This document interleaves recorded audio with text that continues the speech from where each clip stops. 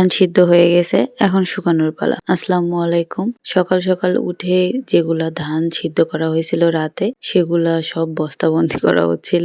যদিও আমাদের ভ্যানে নিয়ে যাওয়ার কথা ছিল, কিন্তু ভ্যানটার একটু সমস্যার জন্য আমার ভাই আর আমার কাজিন মিলে দুজনেই বস্তার মধ্যে করে নিয়ে যাচ্ছিল। ভরাই দিয়েছিলাম আমি, আম্মু। তো ওরা সুন্দর করে কাঁধে করে নিয়ে যাচ্ছিল। জমি আমাদের বাসার পাশে, মানে যেখানে নেটটা টাঙানো হয়েছে, এটা যেগুলা নাড়া ছিল নিচে, ওগুলা কাটে পরিষ্কার করে নিচে কিছু খড় পারে ওর উপরে নেটটা দেওয়া হয়েছে। যদিও একটু একটু ভেজা, মানে একদম সকাল তো মাত্র রোদ উঠছে, শীত আসছিল।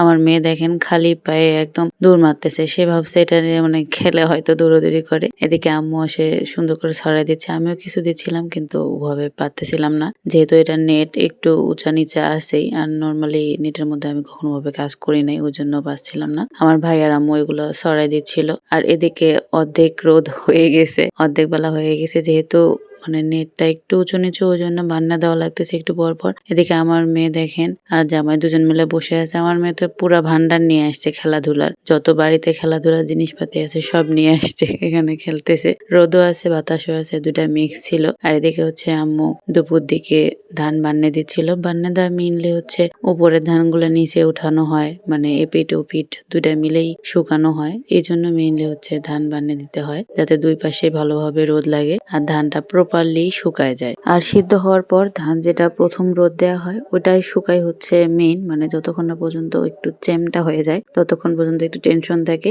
একবার যদি একটু চ্যামটা হয়ে যায়, মানে অর্ধেক শুকানো হয়ে যায়, তাইলেই আর টেনশন থাকে না। তো আজকে আমাদের ধানটা নিয়ে আসবে না, কিন্তু তারপর ভ্যানটা ঠিক করা হচ্ছে, যেহেতু কালকে নিয়ে আসা লাগবে, ওই জন্য দেখলাম কি হয়েছে। এদিকে দেখেন আমার ভাই বাম দিচ্ছে, আর একদম ঠাস করে গোটা খুলে গেছে। ওর নাম মনে হয় ভাল্টু বলে। এদিকে ওটা একদম দেখেন পুরাটাই নষ্ট হয়ে গেছে। ওই জন্য মেনলি পাম্প নিচ্ছিল না, বারবার পাম্প দেওয়া হচ্ছিল, কিন্তু পাম্পটা বের হয়ে যাচ্ছিল। ভাগ্যিস আজকে দেখা হয়েছে, নাহলে তো কালকে যখন ধান নিয়ে আসবে তখন তো আবার প্যারা হয়ে যাবে। তো ধানটা ওখানেই রেখে দিবে, মানে খোলানের মধ্যে, আমাদের বাসার পাশেই। ওই জন্য আর কি রেখে দিবে, যে কালকে তো আবার শুকানো হবে, তখন আবার যায় নিয়ে আসা হবে। তো আমার ভাই নতুন করে একটা ভাল্টুর কিনে নিয়ে আসছিল। এদিকে আমার মেয়ে বলতেছে ভ্যানে উঠবে, মানে এখনো ঠিক করা হয়নি ভ্যান, তারপরও সে ভ্যানে উঠবে। তো বললো যে আগে ভাল্টুটা লাগাই, হালকা একটু পাম্প দিয়ে নিই, যাতে অন্তত চলে গাড়িটা, নাহলে তো টায়ারটা একদম ব্লাস্ট হবে বা নাহলে নষ্ট হয়ে যাবে।